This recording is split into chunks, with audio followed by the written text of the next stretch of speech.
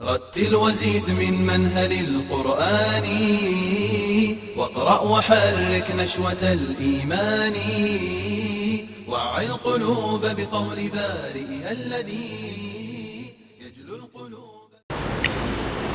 أعوذ بالله السميع العليم من الشيطان الرجيم.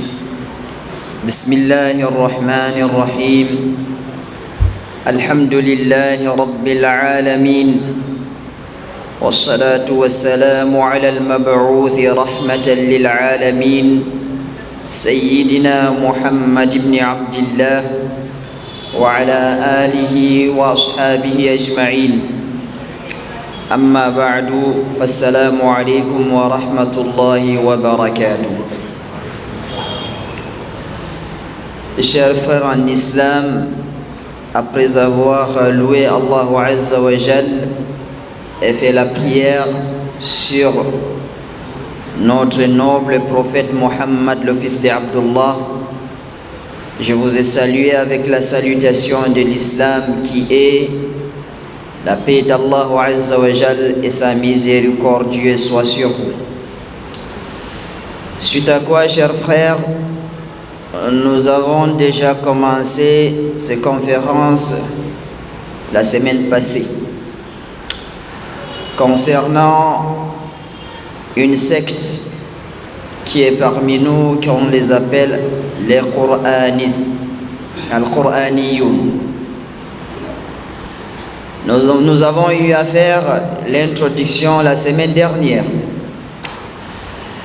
Avant d'en prendre le sujet même, j'aimerais commencer par le hadith du prophète alayhi salatu wassalam, le hadith d'Al-Irbad ibn Sariya radiyallahu anhu. Ce hadith est un grand hadith, là où les gens de la sunna se basent sur ce hadith. Ce hadith, le compagnon Al-Irbad ibn Sariya radiyallahu anhu a dit: وعظنا رسول الله صلى الله عليه وسلم موعظة بليغة. Le prophète sallallahu alayhi wa sallam nous a prêché un prêche qui est très éloquent. Wajilat minha al-qulub. Les cœurs ont eu peur de ce prêche. Wa dharafat minha al-uyun. Et les yeux ont coulé des larmes de ces prêches. قلنا يا رسول الله كأنها موعظة مودع. Nous avons dit au messager d'Allah, ce prêche ressemble à un prêche de celui qui fait des adieux. فأوصنا, il faut nous conseiller. Le prophète sallallahu alayhi wa sallam les a dit: Usikum bi taqwallahi azza wa jal. Je vous conseille d'avoir la crainte d'Allah, exalté soit-il. Was-sam'i wat-ta'a. Et je vous conseille aussi d'écouter et obéir. Wa in ta'ammara alaykum 'abd. Même s'il gouverne sur vous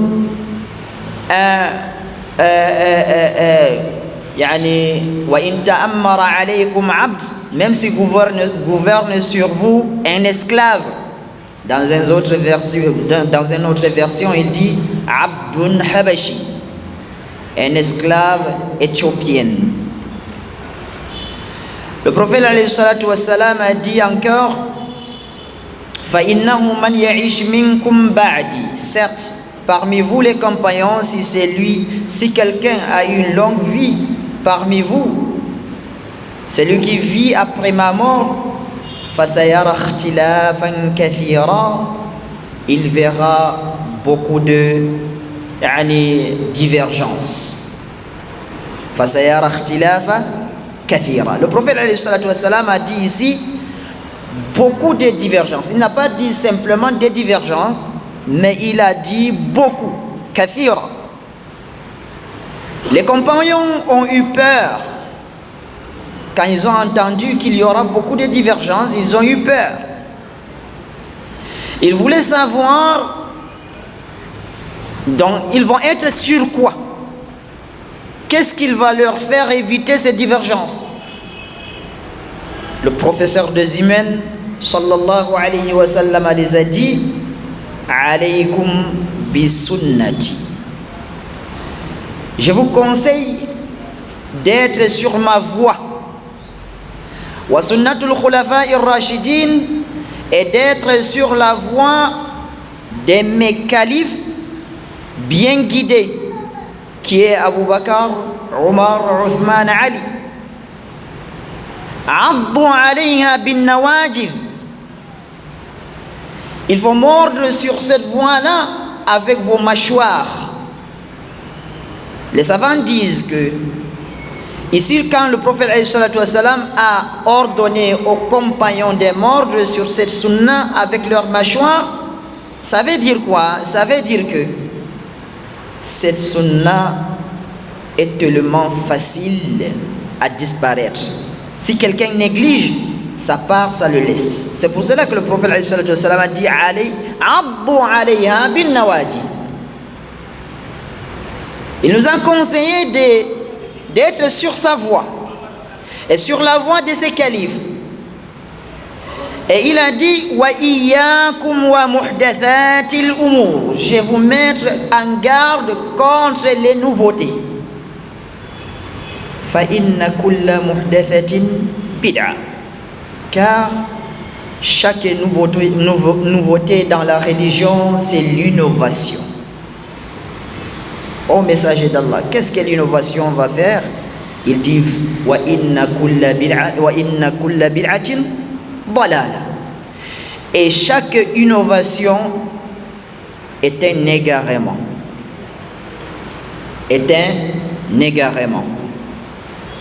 Wa kullu dalalatin finnar. Et chaque égarement mène en enfer. Qu'Allah nous en préserve. Chers frères, je voulais commencer par ces hadiths. Pourquoi? Pour tirer notre attention. Le jour où le prophète alayhi salatu wassalam citait ces hadiths, tous les compagnons qui étaient avec lui étaient unanimes en adorant Allah Azza wa Jalla seul, sans lui associer. Tous les compagnons adoraient Allah Azza wa Jalla wahdahu la sharika la. Et tous ces compagnons étaient dans la voie du prophète alayhi salatu wassalam, suivaient un seul homme qui était Muhammad sallallahu alayhi wa sallam. Il n'y avait pas ces divergences. Mais le prophète alayhi salatu wassalam les avait mis en garde. Pourquoi? C'est pour nous avertir, nous qui allons venir après. Chers frères, nous, on a déjà vu ça. Est-ce que nous allons compter des divergences qui se trouvent dans notre religion actuellement? Non. C'est tellement nombreux. Parmi les divergences qui est dans la religion, il y a des sectes qui est innové après le prophète alayhi salatu wassalam, et c'est qu'il nous avait déjà mis en garde avant 1400 quelques années. Wa iyyakum wa muhdathatil umur. Parmi ces sectes, il y a ce qu'on appelle At-Tijaniya. Nous tous nous le connaissons, At-Tijaniyun. Eux-mêmes disent qu'ils sont sur la vraie religion. Il y a ce qu'on appelle Al-Qadiriya. Eux aussi se disent qu'ils sont sur la voie droiture. Il y a ce qu'on appelle Al-Shia. Ils se disent que c'est eux qui sont sur la voie droiture, la voie droite. Il y a ce qu'on appelle Al-Qadiyaniya, Al-Ahmadiyya, Al-Qadiyaniya. Et aussi ils disent que ce sont eux qui pratiquent l'islam vrai. Il y a ceux qui se disent Al-Qur'aniyun. Et aussi ils se disent que ce sont eux qui sont sur la vraie religion. Et multiples, si nous allons compter, ça, tous les sectes que je viens de nous citer, et parmi nous, dans nos maisons, c'est nos frères, c'est nos familles qui pratiquent cela. Ce n'est pas des étrangers. Ici au Cameroun, ce n'est pas les étrangers qui pratiquent la Tijaniya. Ce n'est pas les étrangers qui pratiquent la Shia. Ce n'est pas les étrangers qui pratiquent Al-Qadiyaniya. Ce n'est pas les étrangers qui pratiquent Al-Qur'aniya. ce n'est pas les étrangers qui pratiquent An-Naqshbandiya. Donc, c'est nos frères, nos oncles paternels ou maternels, nos tantes, nos mamans, nos parents, nos enfants, nos frères. Ce sont eux-là qui sont dans ces voies, dans ces sectes-là. Qu'Allah Azza wa Jalla nous en préserve. Chers frères, et dans tous ces sectes-là, le plus dangereux, je dis bien, et j'insiste, ce sont ceux qui se disent Al-Qur'aniyoun. Al-Qur'aniyoun. Al-Qur'aniyoun, c'est eux-mêmes qui se donnaient ce nom, cette appellation Al-Qur'aniyoun. Et tout le monde les appelle aussi Al-Qur'aniyoun. Walakinnahum fil haqiqati, en réalité, ce sont les gens qui démentissent le Coran. Ils démentissent le Coran. فَنِسْبَتُهُمْ لِلْقُرْآنِ نِسْبَةٌ ضِدِّيَّةٌ. Ahl Sunnah, quand Ahl Sunnah les appelle Al-Qur'aniyoun, cette appellation est une appellation contraire, que les Arabes disent Nisba Diddiya, Tasmiya Diddiya, comme on appelle Al-Qadariya, ceux qui ne croient pas aux prédestinations, au destin. Ceux qui nient le destin, on les appelle comment? Al-Qadariya, avec le nom d'Al-Qadar, qui est le destin. Et si on dit Al-Qur'aniyoun, ne veut pas dire que ces gens-là croient en Coran et ils pratiquent le Coran. Non.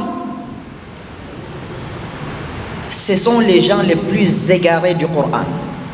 Il n'y a pas ceux qui ne savent, qui ignorent le Coran plus que ces gens-là. Nas'alullah as-salamata wal afiyah. Ala kulli hal, chers frères, Al-Qur'aniyoun, c'est une secte égarée. C'est une secte égarée qui se prétend dire qu'ils sont dans l'islam. Or, en réalité, ils ne sont pas des musulmans. Et ils prétendent dire que nous allons se suffire uniquement avec le Coran. Uniquement avec le Coran, sans toutefois amener la sunna prophétique, sunna nabawiyya. Comme on avait vu la semaine dernière, nier la sunna du prophète alayhi salatu wassalam, ça n'a pas commencé aujourd'hui. C'est commencé depuis sur les mains de plusieurs sectes égarées, comme Al-Khawarij, comme Al-Qadariya, comme Al-Jahmiya. On avait parlé de cela. Mais il y a certaines qui nient toute la sunna et certaines qui nient certaines, pas tout. Ala kullin, depuis l'époque de Al-Khawarij, il y a eu toujours quelques groupes qui démentissent la sunna du prophète alayhi salatu wassalam, qui nient la sunna du prophète alayhi salatu wassalam, qui s'opposent à la sunna du prophète alayhi salatu wassalam, jusqu'ils ont arrivé, certains savants disent que 20e siècle ou bien 19e siècle. À la fin du 19e siècle, début du 20e siècle. C'est là où, en Inde, une autre secte est née. Cette secte-là est financée et aidée par les Anglais, par le Grande-Bretagne.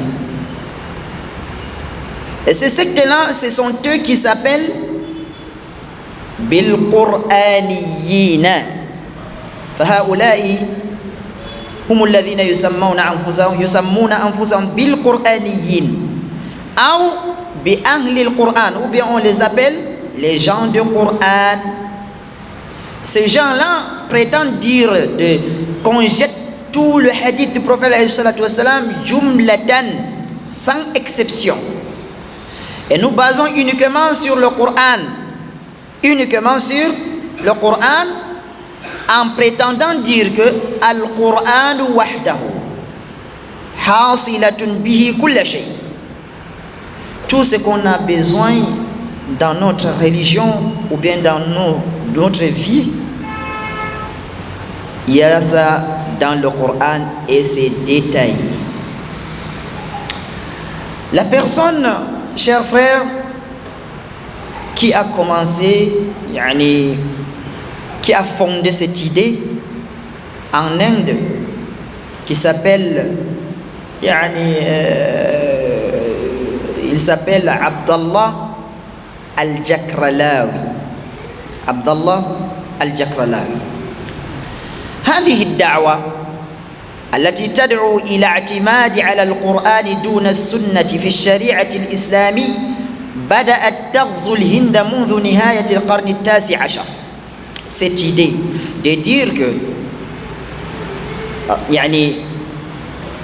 nous allons se suffire avec uniquement le Coran sans toutefois le hadith du prophète alayhi salatu wassalam a commencé en Inde fin du 19e siècle على إثر انتشار الأفكار بثها أعضاء حركة السيد أحمد خان.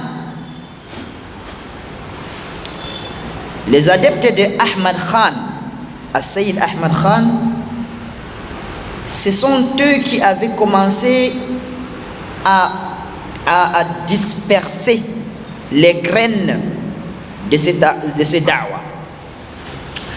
Jusqu'en 1900, sur cet endroit même, en Inde, est sorti celui qu'on appelle Ghulam Ahmad al-Qadiani, qui est le fondateur du secte Qadianiya Ahmadiyya. Ce secte aussi se trouve ici au Cameroun. Dans leur secte, ils disent que Ahmad Mirza, Ghulam Ahmad Mirza, c'est lui le dernier prophète. C'est pas le prophète alayhi salatu wassalam. Nasalullah salamat al-abiyah. Ils ont leur mosquée. Ils prient comme nous. Qadian. C'était en 1900 que ce Ghulam Ahmad Mirza est sorti et il a dit qu'il est un prophète comme le prophète Muhammad sallallahu alayhi wa sallam. Et c'est à cette époque, cette même année, 1902, en 1902, que l'autre aussi est sorti, qui est Ghulam Nabi, Ghulam Nabi, le jeune homme prophète qui s'appelle Abdullah Jakralawi. Abdullah Jakralawien, donc Jakra là, c'est le village là où il était né. C'est lui le fondateur du mouvement Al-Qur'aniyya. C'est lui le fondateur du mouvement Al-Qur'aniyya. Et c'est lui qui a fait tout pour que ce mouvement avance. Avec le soutien de ce qu'on a dit de Grande-Bretagne. Ces deux personnes qui présidaient à la tête de ces deux sectes, qui est Al-Qadiani Al-Ahmadiyya et Al-Qur'aniyouna, c'était ces deux personnes qui présidaient ces deux sectes-là. Et leur base,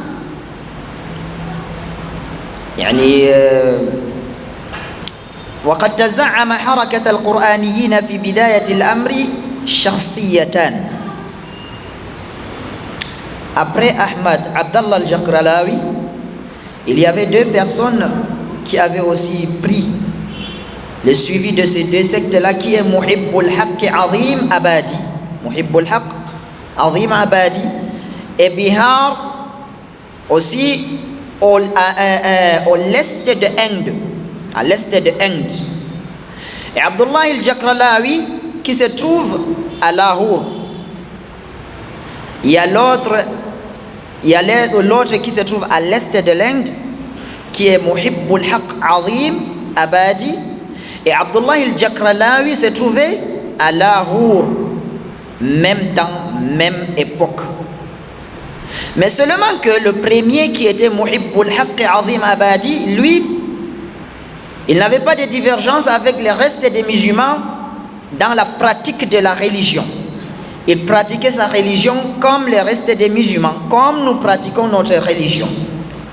Donc c'est pour cela qu'il n'a pas eu beaucoup d'attention, il n'a pas eu beaucoup de... Les gens n'ont pas parlé beaucoup de lui. Parce qu'il n'a pas quelque chose de bien spécifique qui le diffère des restes des musulmans. Mais Abdullahi al-Jakralawi, lui, il avait la différence entre sa pratique de l'islam et les restes des musulmans. Il y avait la différence entre sa pratique de l'islam et les restes des musulmans. L'autre Muhibbu al-Haqq Azim Abadi était aussi l'ennemi de la sunna. Même s'il pratiquait l'islam comme les restes des musulmans, il était l'ennemi de la sunna.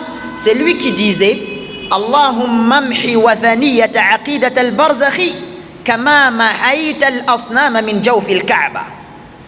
Il faisait cette invocation. Il disait oh Allah, efface le dogme de la croyance de vie dans la tombe, al-barzakh, qu'on appelle en arabe al-barzakh. Lui ici il dit oh Allah, je te demande d'effacer cette idéologie dans la tête des musulmans comme tu avais effacé les idoles dans la Kaaba. Voilà ce doigt. Si vous entendez maintenant les Coranites dire que il n'y a pas la vie dans la tombe, il n'y a pas hayat al-barzakhiyya, c'est pas eux qui ont commencé. Comme je vous ai dit dernièrement, c'est les gens qui parlent de Coraniyoun dans notre pays, ce sont même des amateurs. C'est le copieur, il copie, il colle. Voilà les fondateurs. Comme lui ici, Muhibbul Haqq Azim Abadi, il disait dans les invocations Allahumma mhi wathaniyata aqidat al-barzakhi kama mahayta al-asnama min jawf al-Kaaba. Donc, il niait l'existence de la vie dans la tombe, ni le châtiment, ni an-ni'ma, le bienfait. Mais Abdullah al-Jakralawi, lui, comme on a dit, il est sorti, il a quitté sur la voie des musulmans dans la pratique de l'islam. فبدأ بالاختلاف معهم في أداء ثاني أركان الإسلام. Il a commencé à être différent du reste des musulmans, à tirailler avec les musulmans sur le deuxième pilier de l'islam, qui est la prière. Et lui, sa prière est différente, sa prière est autrement, pas comme nous prions. Parce que la manière que nous prions est expliquée dans les hadiths. Nulle part dans le Coran, là où on a dit, tu viens, tu te tiens debout, tu dis Allahu Akbar, après tu lis, dua ou l'istiftah, après tu lis surat al-Fatiha, après une sourate, soit à haute voix, soit à voix basse, tu pries 4 rak'at ou bien 3 rak'at ou bien 2 rak'at, nulle part mentionné dans le Coran. C'est pour ça que lui, Abdullah al-Jakralawi, le fondateur de Qur'aniyoun, qui a donné ce nom, qui s'appelle Ahlul Dhikri wal Qur'an, lui, il ne priait pas ainsi. Il ne priait pas comme ça. Si vous voyez les Qur'aniyoun dans notre pays ici ou bien dans notre ville ici, prient avec nous parce qu'ils sont des amateurs de ce secte-là. Car s'ils vont bien comprendre, s'ils avancent, ils augmentent leur intellectuel dans ce lancé-là, ils vont nier la prière et ils ne vont pas prier, ou bien ils ne vont plus prier comme nous prions. Comme le prophète nous a enseigné de prier, car il nous a enseigné comment. Il a prié les savants, les compagnons, regardez comme il priait. Après, quand il a terminé, il a dit Sallu kama ra'aytumuni usalli. Priez tel que vous m'avez vu prier. Et c'est la prière là que nous prions jusqu'aujourd'hui. Mais ces gens-là qui nient la sunna du prophète ne prient pas comme ça, comme Abdullah al-Jakralawi.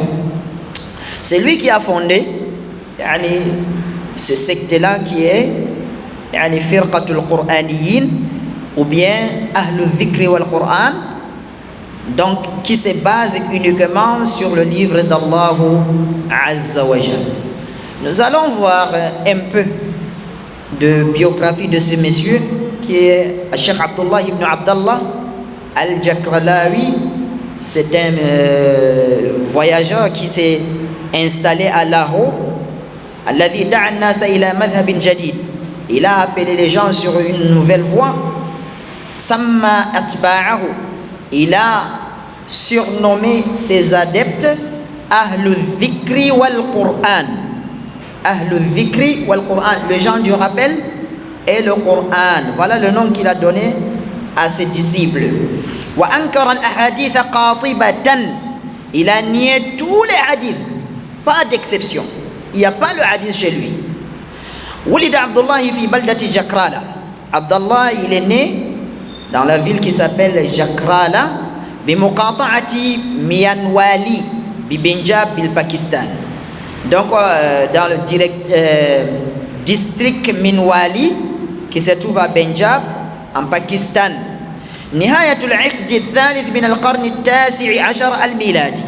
À la fin de je crois fin de 30e année dans 19e siècle. Fi usrati ilmin wa din, dans la famille de la science. Sa famille avait la science et la religion. وكان والده ممن يستظل بظل مشيخة تاونسا براج. Son père était enseignant dans l'école qui s'appelle Taunsa à la ville de Raj. ولهذه الصلة الروحية ذهب والده إلى متولي المشيخة آنذاك فحنكه ومسح على رأسه. C'est pour cela que son père, quand il a eu l'enfant, Abdullah, il a pris cet enfant, il l'a amené chez le cheikh de cette école. Ce cheikh-là a comment je peux dire, essieu sur sa tête. Il a donné le nom de Ghulam Nabi. Ghulam Nabi, le garçon du prophète. Le garçon du prophète. Voilà comment il a donné ce nom. وظل معروفا بهذا الاسم حتى سنة. Et il était connu avec ce nom jusqu'en 1899. إذ سجله مع اسمه المختار عبد الله. Jusqu'à lui-même il a écrit son nom préféré, Abdullah. Voilà comment il a changé son nom. في نهاية مقدمة تفسيره, à la fin de l'introduction de son livre qu'il a écrit, Tafsir le Coran. Nous allons voir aussi les livres qu'il a écrits. بعد ذلك التاريخ لشبهة الشرك فيه حتى الممات ثم تحاشاه بعد ذلك التاريخ لشبهة الشرك فيه حتى الممات. Abdullah, il avait épousé 2 femmes et ces 2 femmes, l'une d'elles, il l'a épousée quand il était jeune. Et il a eu 2 garçons avec cette femme qui était Ibrahim et Al-Qadi Muhammad Isa. Ibrahim et Al-Qadi Muhammad Isa. Mais Ibrahim, فلم يعجبه مسلك أبيه الحائد المنشق عن سواد المسلمين. Mais Ibrahim, lui, le démarche de son père qui a dévié le chemin de tous les musulmans ne le plaisait pas. Il a refusé carrément de suivre le pied de son père, Ibrahim. والسير على نهجه, lui il a suivi tous les restes des musulmans. وهذا ما حمل والده على إعلان عقوقه. C'est pour cela que son père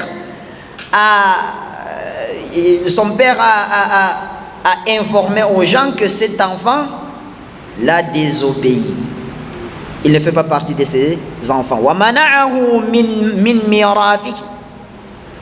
Et il a aussi interdit de l'hériter s'il décède, que cet enfant ne va pas mériter. Pourquoi? Parce que l'enfant a refusé de le suivre. ولكن الله عز وجل عوضه أكثر مما فاته. Mais Allah l'a changé, l'a donné le plus meilleur du bien de son père. وقد توفي في 20 ذي القعدة. Lui, Ibrahim, il est décédé au 22 ذي القعدة 1981. miladiya.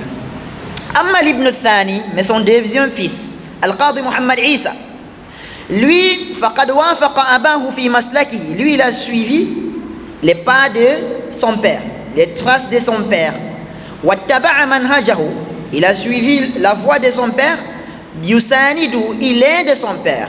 Wa yu'adiduhu, il renforce son père. Bayda annahu lam yakun dhakiya, mais seulement qu'il n'était pas sage, il n'était pas intelligent comme l'autre fils, comme son frère Ibrahim. Wala sa'ib sha'nin, il n'était pas une personne qui a de personnalité, qui n'avait pas de personnalité. Fa afala najmuhu bi ufuli najmi abi, lui aussi son étoile est éteinte quand l'étoile de son père est éteinte. Donc quand son père est décédé, lui aussi il est disparu. وقد تزوج أما زوجة عبد الله الثانية, mais sa deuxième femme qui était Maryam Jamila, sa deuxième femme s'appelait Maryam Jamila ذات ثقافة. Celle-là, elle était, comment je peux dire en français, al-thaqafa, on appelle ça comment? Instruit. C'est une fille bien vraiment éduquée. ذات الثقافة الواسعة. وقد تزوجها في أواخر حياته عند بلوغ الثمانين. Il avait épousé cette femme-là à la fin de ses vies quand il avait 80 ans. Abdallah, il avait 80 ans qu'il a épousé Maryam Jamila. وتفانت في خدمة زوجها, et elle s'est donné toute sa vie pour aider son mari. رغم التفاوت الكبير في سنهما, malgré la différence entre l'écart entre leur âge. وثقافتهما, et la différence entre leur culture. وكانت تقول بمثل قول زوجها, elle aussi elle disait exactement comme son épouse, donc comme son mari disait. وتعتقد كمعتقداته, elle a le dogme comme le dogme de son mari. عقيدتها كعقيدته. ولولا أنوثتها لخلفته في قيادة الفرقة. Si elle n'était pas une femme, elle devait diriger leur secte après lui, mais seulement qu'elle était une femme, elle ne pouvait pas. وقد رزقت للبنات وقد رزقت منه بابنة ذكية فاقت أمها في الثقافة والعلم. Elle aussi, elle avait eu une fille avec lui, avec Abdallah, et cette fille aussi était très intelligente et très cultivée. Elle avait la science plus que même sa maman. ولابنة عبد الله هذه ثانوية خاصة للبنات في أيبات أبات. La fille d'Abdullah, celle-ci, elle avait l'école privée pour les filles qui se trouve à Abbottabad, Pakistan. L'école là existe même maintenant. ولم تزل تتمسك بأفكار أبيها وتقوم بغرسها في أذهان بنات المسلمين. Celle-ci aussi n'avait pas cessé de suivre les pas de son papa et d'enseigner l'idéologie de son père dans le cerveau des filles des musulmans. هذا وقد لبت مريم جميلة داعي المنون. Et cette femme, Maryam Jamila, aussi est décédée en 1978.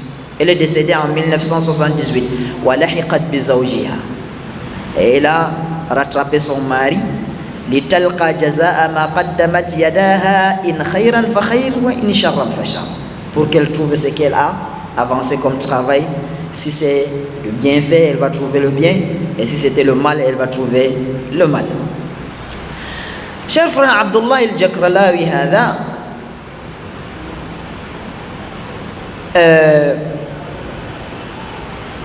il a fait des études.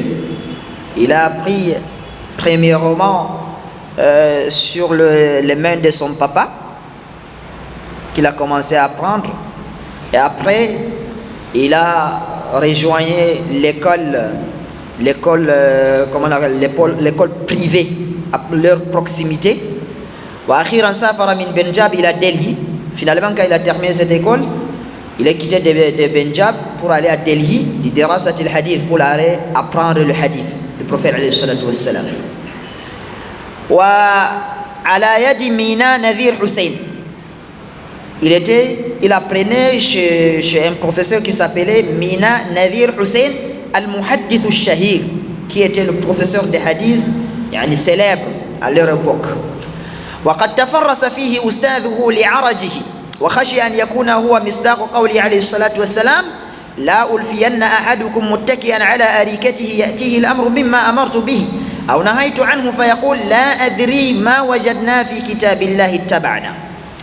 Son professeur l'a vu et lui il était handicapé.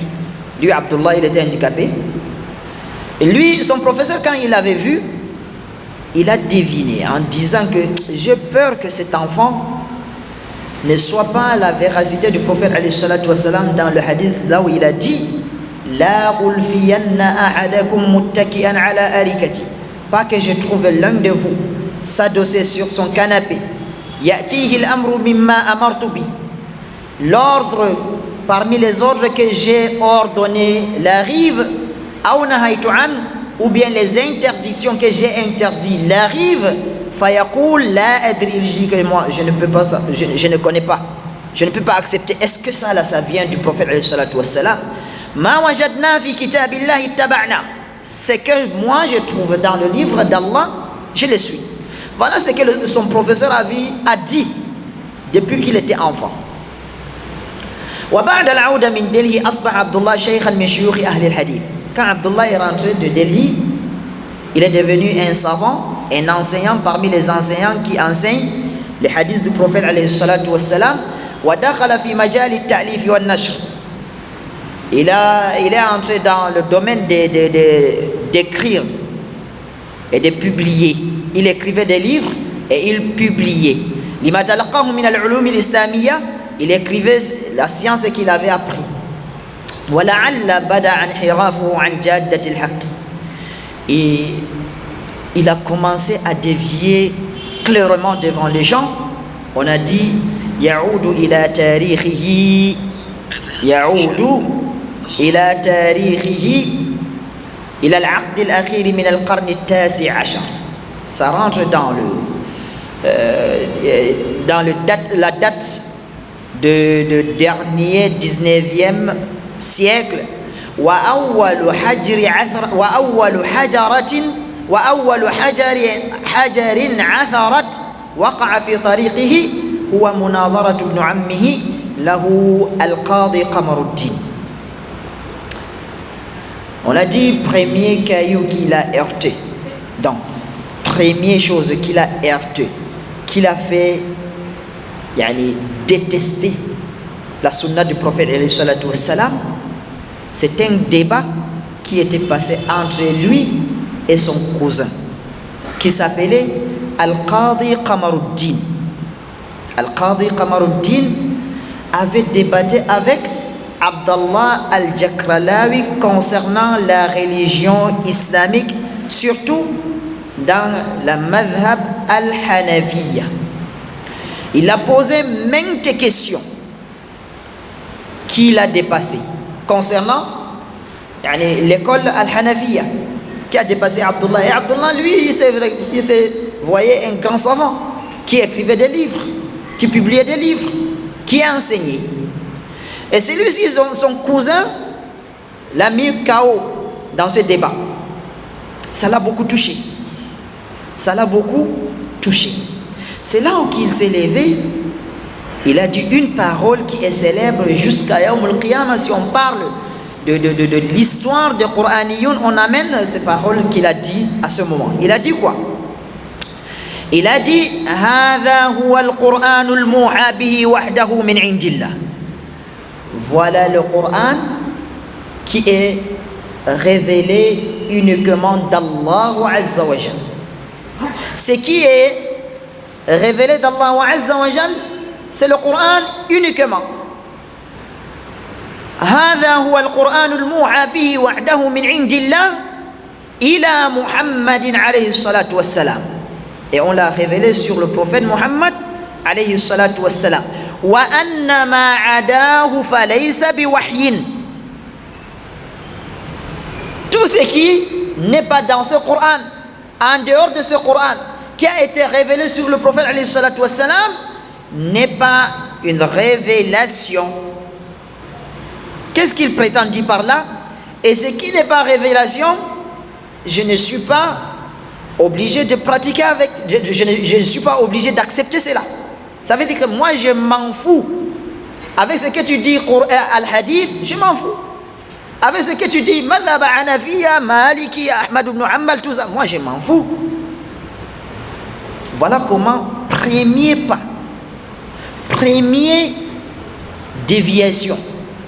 C'est ça qui l'a rendu fou. Et il est devenu ennemi juré de la sunna du prophète alayhi salatu wassalam avant qu'il enseignait ses hadiths. Il était le professeur de hadith. Il enseignait parmi les professeurs de hadith. Un petit débat. Il a changé la tête, il a tourné la tête. C'est pour cela que le prophète alayhi salatu wassalam nous dit souvent, il faut toujours demander à Allah Azza wa Jalla avec ce dua, avec cette invocation, Ya muqallib al-qulubi thabbit qalbi ala dinik. Il faut toujours avoir cette invocation. Le prophète alayhi salatu wassalam, lui, il demandait à Allah Azza wa Jalla toujours avec ce dua, avec cette invocation. Oh, c'est lui qui détourne le cœur, raffermis mon cœur sur ta religion. Car si Allah Azza wa Jalla décide de dévier quelqu'un, tu ne peux pas. Man yahdillahu fa huwa al-muhtadi wa man yudlil falan tajida lahu waliyan murshida. Qu'Allah Azza wa Jalla nous en préserve. Chers frères, voilà comment Abdullah al-Jakralawi a commencé maintenant d'écrire son livre qui est Tafsir al-Qur'an al-Karim. À cette époque, il a commencé a écrit son livre qui est Tafsir al-Qur'an al-Karim. وقد أعانه في الطبع نواب الله داد Khan.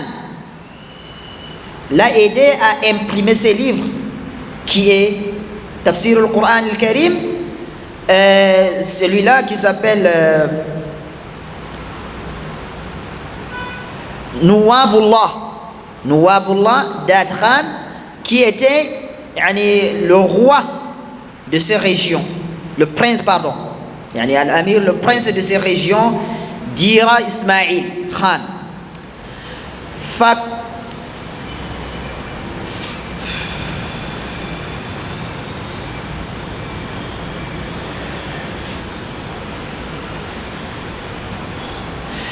هذا الرجل, ce prince l'a aidé sur son idée de dénigrer la sunna du prophète alayhi salatu wassalam. ثم اتخذ عبد الله لاهور مقرا لحركته بصورة دائمة. C'est à ce temps-là que Abdullah al-Jakralawi a pris Lahore comme on appelle une base de dispenser ses pensées et ce mouvement. لنشر دعوته الجديدة, pour qu'il dispense son appel, son nouveau appel, son nouveau da'wa. فانضم إليه بعض أثرياء لاهور أمثال بابا محمد جتو. Parmi les riches de Lahore, il y a certains qui l'ont suivi. Comme un exemple, il a dit Baba Muhammad Jattu. C'est un riche qui l'a suivi, Sahib al-Tijarat al-Wasi'a, qui avait vraiment de larges commerces. Il l'a suivi. ومحكم دين كفش ومحكم دين كفش صاحب الضيعات الكبيرة الممولين لمشروع أهل الذكر والقرآن. Ces deux messieurs-là, Baba Muhammad Jattu et Muhkam Din Kafash, ce sont les financeurs de ce mouvement. C'est ces deux messieurs-là qui finançaient هذه الحركة qui est أهل الذكر والقرآن. وكان عبد الله يجيد لغتين من اللغات الحية, et il maîtrisait deux langues il maîtrisait l'arabe et aussi il maîtrisait la langue jordanique et al-ourdiyya. وله باع طويل في العربية وعلومها المختلفة. Il avait vraiment la science profonde dans la langue arabe, comme dans النحو والصرف والبلاغة والأدب والكتابة وكذلك. يعني il a aussi un livre qui est ترجمة القرآن بآيات القرآن. ترجمة القرآن بآيات القرآن. Il a écrit un livre qui traduit le Coran avec les versets du Coran. أكبر دليل على ما نقول. Son livre ici est le plus grand chose qui atteste que lui là il connaît vraiment l'arabe. Après cela, chers frères, il a écrit des livres. Parmi ces livres, il y a Tafsir al-Quran bi ayat al-Furqan. Il y a aussi Tarjamat al-Quran bi ayat al-Furqan. Il y a Salat al-Quran ma allama ar-Rahman bi ayat al-Furqan. Salat al-Quran. Donc la prière du Coran. Comme je vous ai dit, sa prière est différente de la prière de tous les musulmans. Donc il a un livre qui s'appelle Salat al-Quran, la prière du Coran. Ma allama ar-Rahman bi ayat al-Quran. C'est que le miséricordieux a enseigné avec les versets du Coran. Il a aussi le livre qui est Isha'atul Quran fi jawabi Isha'ati Sunnah. Il a aussi le livre qui s'appelle Az-Zakat wa Sadaqat kama ja'a fi ayatin bayyinat. Ça c'est le livre le titre de son livre, Az-Zakat wa Sadaqat kama ja'a fi ayatin bayyinat. Comme dans le Coranite, il n'y a pas la zakat, hein? Chez eux, il n'y a pas la zakat. Si on continue, on va voir, Inch'Allah. Tous ces exemples-là, je vais vous dire, c'est écrit, c'est mentionné. Les savants ont écrit ça. Et ils ont démenti ça. Pas que nos gens ici croient que c'est lui qu'on appelle le phénomène là. C'est lui qui a amené ça. Wallah, ça me fait pitié. Il y a un temps là, je crois, en 2024, il est venu. On dit que tel monsieur est venu pour réformer l'enseignement islamique. Réformer, on dit. Nas'alullah salamata wal afia. On ne le connaît même pas. Les savants ne le connaissent même pas. Il est venu pour réformer l'enseignement islamique. Nas'alullah salamata wal afia. Az-Zakat, il n'y a pas Az-Zakat dans les Coranites, il n'y a pas Az-Zakat. Az-Zakat chez eux, c'est quoi? Ils disent que c'est toi qui connais ce que tu as. Même si tu as 100 millions, tu peux donner 100 francs, tu donnes. C'est Zakat. C'est Zakat. Chez eux, c'est ça. Et chez eux, il n'y a pas riba. L'usure là, il n'y a pas. Donc c'est permis. C'est pour ça que vous voyez, certains des hommes d'affaires les suivent facilement parce qu'ils savent que avant, ils fonctionnaient avec les banques qui a les démarches de riba. Ils avaient quand même la crainte dans leur cœur parce qu'Allah avait interdit tout ça. Mais ils ont eu l'occasion qu'un tel monsieur a dit que non, c'est faux. C'est licite, c'est halal. Vous allez voir les hommes d'affaires qui vont dire oh yeah, mashallah. Voilà la vraie compréhension islamique. C'est tel phénomène. Nas'alullah salamata wal afiya. Il a aussi le livre qui s'appelle Burhan al-Furqan ala salat al-Qur'an. Il a aussi le livre qui s'appelle Tark iftira ta'amul ay nabdhu ta'amul bil muftari. Il y a aussi le livre qui s'appelle Radd al-Nusakh al-Mashhur fi kalam al-Rabb al-Ghafour. Il a aussi Al-Bayan al-Sarih li ithbat karahati al-tarawih. Al-Bayan al-Sarih li ithbat karahati al-tarawih. Yani l'éclaircissement, comment je peux dire ça, Al-Bayan al-Sarih, yani l'éclaircissement très clair li ithbat comment je peux dire, pour confirmer karahatu tarawih. At-tarawih, chez eux, ça n'existe pas. Quand tu fais at-tarawih, c'est quelque chose makrou, quelque chose dénigré, qui n'est pas acceptable. Il a le livre sur ça. Il a aussi un livre qui s'appelle Ruhul Insan kama bayyanahu al-Qur'an. Il a aussi un livre qui s'appelle Halat Isa wa Rasulun Rabbani, ay Ahwalu Isa wa Rasulullahi Azza wa Jalla. Il a aussi un livre qui s'appelle Bayan I'tiqad Ahlu Hadith. Et d'autres livres. Il a tellement de livres qu'il a écrit, qu'il est auteur de ces livres. Lui, les savants parlent de sa relation avec des colonies. اختلفت النقول في اتصال عبد الله بالإنجليز. Donc les rapporteurs ont eu des divergences sur la relation d'Abdullah al-Jakralawi avec les Anglais. Certains ont dit وَمُمَالَأَتُهُ لَهُمْ, donc comment je peux dire, مُمَالَأَتُهُ لَهُمْ, donc l'aide qu'il les a apportée. L'aide qu'il les a apportée. Ghulam Ahmad Barwiz, qui est le fondateur, qui est aussi parmi les figurants de ce secte-là, qui est venu après Abdullah al-Jakralawi, lui là, وَمَنْ يَرَى رَأْيَهُ يَذْهَبُونَ إِلَىٰ أَنَّ الْمِرْزَى غُلَامَ أحمد القادياني كان من البذور التي تولت الحكومة البريطانية بذرها. Lui, Ghulam Ahmad Barwiz, lui aussi il fait parmi, j'ai dit, parmi les figurants de Qur'aniyoun. Avec ceux qui marchent sur sa voie et sa compréhension, ils disent Mirza Ghulam Ahmad al-Qadiani est certainement le fruit de Grande-Bretagne qu'ils ont sémé. وأن دعوته أتت من صميم النداء الإنجليزي. Son appel à lui, Ahmad al-Qadiani, qui a démenti, qui a dit que c'est lui qui est le dernier messager ou bien le dernier prophète.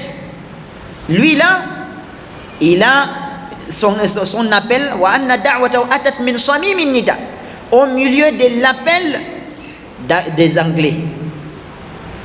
بيد أن عبد الله نراه سليم النية اكتوى بنار ما أصيب به الإسلام في عصره من الفرق المتعددة. Mais Abdullah, au début de sa vie, comme nous avons vu, il était un enfant cool qui apprenait sa religion, il avait mémorisé le Coran, il a appris les hadiths, il avait une bonne intention au début de sa vie.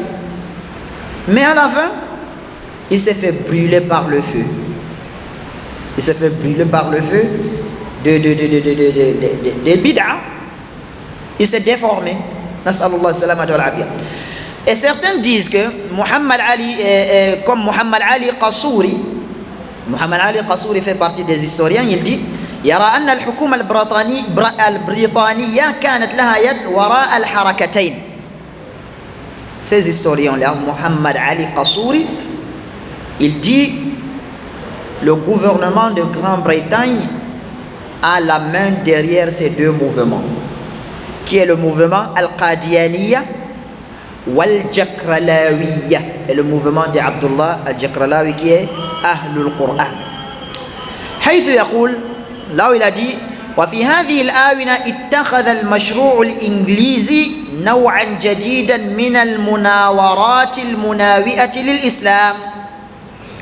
Ces derniers temps, donc le gouvernement anglais a pris une autre façon de marche pour contredire ou bien pour combattre l'islam. Quand les Anglais sont arrivés en Pakistan et Inde, ils avaient trouvé l'islam avait la force. Il y avait des grands savants là-bas. Et ils voulaient coloniser ces gens-là pour que ces gens deviennent dominés, les suivre. Et ces gens connaissaient l'islam, pratiquaient vraiment l'islam, avaient l'islam devant eux. Ils ne peuvent pas accepter de suivre les non-musulmans. Qu'est-ce que les Anglais ont fait? فضم صفوفه السياسية كثيرا من القساوسة والمبشرين. Ils ont recruté dans leur gouvernement qu'ils ont envoyé là-bas, ils ont recruté des pasteurs et des missionnaires. مما مكنها من اصطياد بعض الشخصيات الإسلامية. C'est sur ce lancé, ils ont aussi eu le système de, comment je peux dire, il y a de péchés, d'arrêter certains hommes musulmans comme Abdullah al-Jakralawi. Donc ils ont mis dans leur politique des missionnaires, des papes, et certains musulmans sont été recrutés par eux. وإيقاعها في شبكة التحريف ضد الإسلام. Ces gens-là, on les a recrutés pourquoi? Pour un seul but, pour déformer l'islam. Pour déformer l'islam. كما انضم إلى هؤلاء بعض من يريد الدنيا. Mais il y a aussi certains qui se sont participés, qui ont été recrutés parmi eux, ceux qui veulent seulement la vie, belle vie. فحرضتهم السلطات الإنجليزية على أن يقوموا بأعمال يعني تبعد الثقة عن النفوس تجاه الحديث الشريف. Quelle était leur mission? Leur mission était, venant des dirigeants des Anglais, ces gens qui ont été recrutés, leur mission était d'enlever la confiance dans le cœur des gens envers la sunna du prophète alayhi salatu wassalam. Il faut faire tout pour démontrer aux gens que la sunna du prophète alayhi salatu wassalam n'est pas authentique, n'est pas vérité.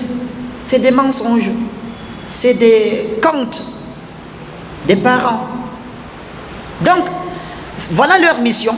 Parmi ces gens-là, il y avait Abdullah al-Jakralawi. Il y avait Abdullah al-Jakralawi. Et on l'a recruté. En même temps, il avait un problème qu'il avait, comme on vient de voir, il avait eu le débat avec son neveu qu'il a mis KO. Et il s'est fâché en dénigrant la sunna du prophète. Maintenant, il a eu, on va le payer sur ce travail. Comme le peuple disent, Sobbalian Inder Kosa. Masha'Allah. Maintenant, il a commencé alors de soulever sa voix. Il est un salarié, il a l'argent.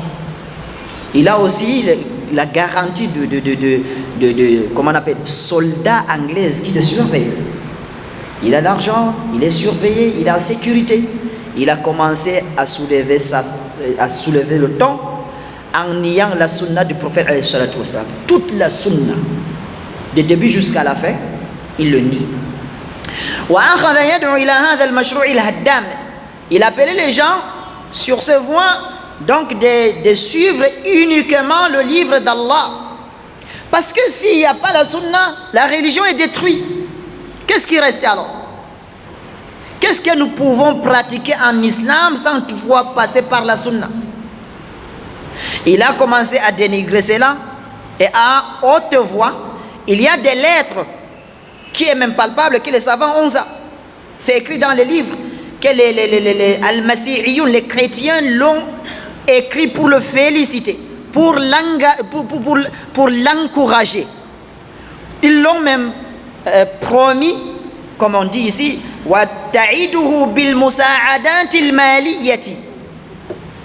on les a promis avec l'aide financièrement. Voilà comment il a commencé à continuer jusqu'à... Bon, notre temps est déjà terminé. J'aimerais quand même, on termine la vie d'Abdullah, mais il n'y a pas le temps. Pourquoi on a commencé d'Abdullah? Pour que vous, comment je peux dire, vous soyez éclaircis sur quoi nous sommes en train de partir. Voilà le fondateur de ces gens. Tout ce que vous voyez, ils disent concernant Al-Barzakh, concernant Al-Hudud, concernant la prière, concernant les jeûnes, concernant la zakat, tout ça, leurs savants ont déjà écrit. Et les savants musulmans ont démenti cela. Par, comme les Français disent, par A plus B. C'est faux. On amène les arguments dans le Coran. Dans le Coran. Bon, comme l'heure est finie, je peux m'arrêter ici. Mais la semaine dernière, j'avais lancé un défi pour les Coranites qui se trouvent ici au Cameroun, qu'il me répond. Jusque-là, je n'ai pas eu la réponse. Parce que il y a les mois antérieurs, j'avais quand même lancé des défis. Il y a l'un d'eux qui a fait les efforts de répondre, même s'il n'a pas répondu. Mais j'ai quand même aussi lancé notre défi et je ne cesserai pas de lancer ça.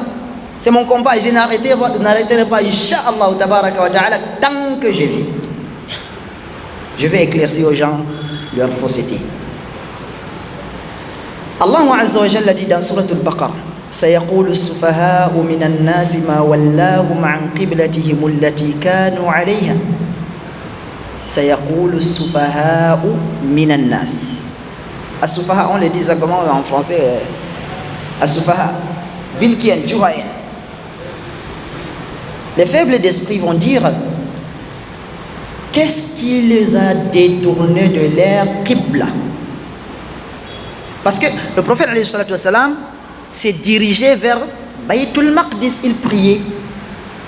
Et Allah Azza wa Jalla l'a détourné de Baytul Maqdis envers la Kaaba.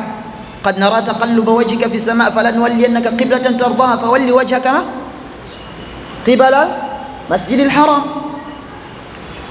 Et ici, Allah, le Coran a dit: سيقول السفهاء من الناس ما ولاهم عن قبلتهم التي كانوا عليها.